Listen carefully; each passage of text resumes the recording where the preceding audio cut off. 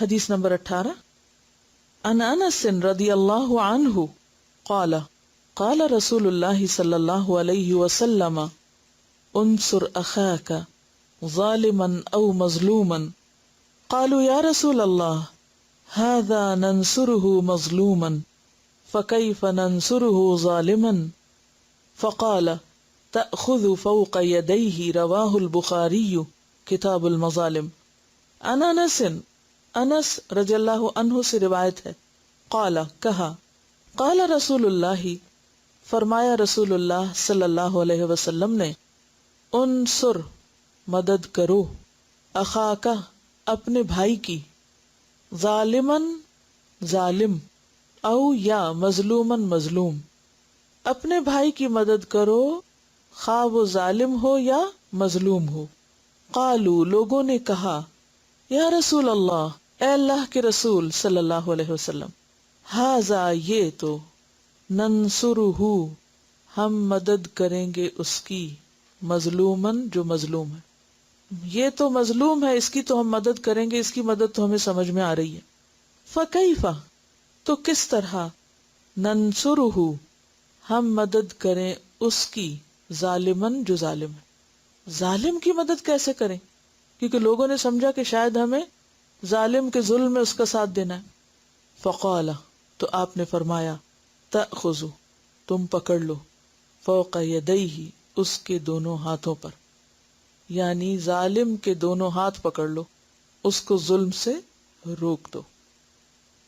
سیدنا انس رضی اللہ عنہ سے روایت ہے کہ رسول اللہ صلی اللہ علیہ وسلم نے فرمایا اپنے بھائی کی مدد کرو خواہ وہ ظالم ہو یا مظلوم. صحابہ نے عرض کیا یا رسول اللہ صلی اللہ علیہ وسلم ہم مظلوم کی مدد تو کر سکتے ہیں لیکن ظالم کی مدد کس طرح کریں؟ آپ نے فرمایا کہ ظلم سے اس کا ہاتھ پکڑ لو.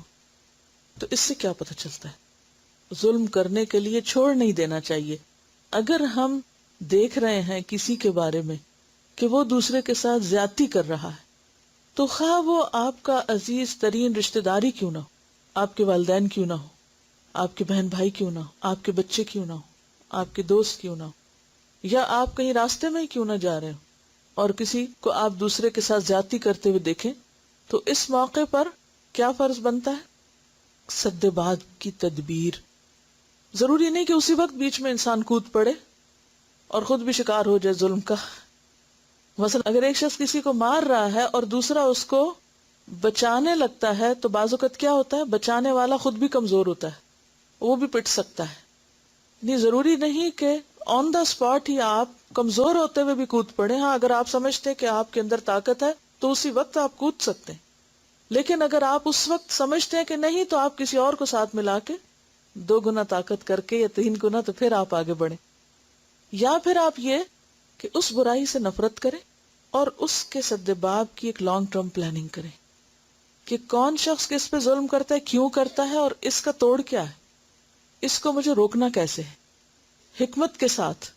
اگر فوری طور پر آپ نہ بھی کر سکیں تو آئندہ کے لیے آپ اس کے لیے ضرور سوچیں. اس میں آپ دیکھیے کہ نبی صلی اللہ علیہ وسلم نبوت سے پہلے چونکہ ایک دین فطرت پر تھے, یعنی ایک صحیح راستے پر تھے اس وقت بھی کہ جو اللہ نے فطرت میں ہمارے خیر رکھی ہے نا تو اس پر تھے. تو مکہ میں اور عرب کے اندر ظلم و ستم بہت عام تھا. جو طاقتور ہوتا تھا بس اسی کی چلتی تھی, باقی کمزور جو تھے ان کے لیے کوئی ٹھکانہ نہ تھا. خصوصاً غلاموں کا برا حال تھا, عورتوں کا برا حال تھا, بعض اوقات قافلوں کو لوٹ لیا جاتا. تو آپ صلی اللہ علیہ وسلم نے چند اور نوجوانوں کے ساتھ مل کر جن کے نام میں فضل آتا تھا باہم ایک معاہدہ کی, ایک تنظیم بنائی, آرگنائزیشن بنائی, اور اس میں سب ممبرز نے حلف اٹھایا جس کو حلف الفضول کہا جاتا ہے کہ جس میں بہت سارے فضل شامل تھے. یہ کس لیے تھی؟ تاکہ ظالموں کو ظلم سے روکا جا سکے. تو نبوت کے بعد آپ صلی اللہ علیہ وسلم فرماتے ہیں کہ اگر آج بھی مجھے کسی ایسے معاہدے میں شریک ہونا پڑے تو میں بخوشی شریک ہوں گا. یعنی جس شخص کے اندر ایک ایمان ہے, ایک خیر ہے, انسانوں کی بھلائی کا جذبہ ہے, یہ ہو ہی نہیں سکتا کہ جس کا دل حساس ہو, جاگتا ہو, وہ کسی دوسرے کو ظلم کرنے کے لیے چھوڑ دے. وہ چین سے نہیں بیٹھ سکتا, وہ ضرور کچھ کرے گا, خواہ وہ اوروں کے ساتھ شریک ہو جائے یا اوروں کو اپنے ساتھ شریک کر لے یا کوئی بھی تدبیر اور طریقہ اختیار کرے، وہ یہ نہیں کہہ سکتا کہ اس سے میرا کوئی کنسرن نہیں، جو جس کا جی چاہے کرے. نہیں، ایسا کرنے کا کیا نقصان ہوگا؟ اگر آپ دوسرے کو ظلم کے لیے چھوڑ دیں تو کیا ہوگا؟ ظلم کا کلچر عام ہو جائے گا. اگر کوئی شخص ظلم کو کنڈیم نہیں کرتا کہ یہ غلط بات ہے تو نتیجہ کیا ہوگا؟ ظلم پر لوگوں کی جرت بڑھتی چلی جائے گی اور پھر پلٹ کر سارا معاشرہ اس سے متاثر ہو سکتا ہے. تو اس سے یہ پتہ چلتا ہے کہ صرف یہ نہیں کہ ہمیں ظلم کرنا نہیں، بلکہ یہ بھی لازم ہے کہ اگر کسی دوسرے پر ظلم ہو رہا ہو تو اسے روکنا بھی دینی فرائض میں سے ہے. زیادتی کو روکنا بھی اور مظلوم کی مدد کرنا بھی دین ہی کا حصہ ہے. ایک اور بات اس سے جو پتہ چلتی ہے کہ جو ظالم ہے اس کو بھی آپ نے اپنا بھائی کہا ہے. یعنی مظلوم تو بھائی ہے لیکن ظالم بھی بھائی ہے. کیوں؟ ظالم کو کیوں بھائی کہا؟ آپ کسی کو خیر خواہی سے، محبت سے، ظلم سے باز رکھ سکتے ہیں. عام طور پر لوگ کیا سمجھتے ہیں کہ اگر کسی کو برائی سے روکنا ہے تو لازماً کیا طریقہ اختیار کرو؟ سختی کا، نفرت کا، شدت کا. تو اس کا نتیجہ کیا نکلتا ہے؟